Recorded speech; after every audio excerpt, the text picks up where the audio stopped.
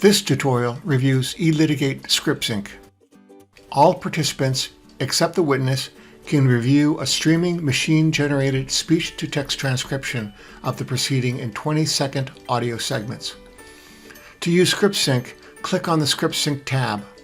ScriptSync is activated when the deposition goes on the record. Search for a word or phrase from the deposition, then click on the play button on the segment. You will hear the original audio clip played back to you.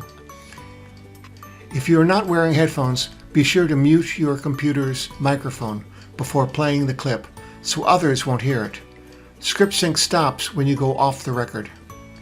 Attorneys are often concerned about capturing the complete record during a remote deposition.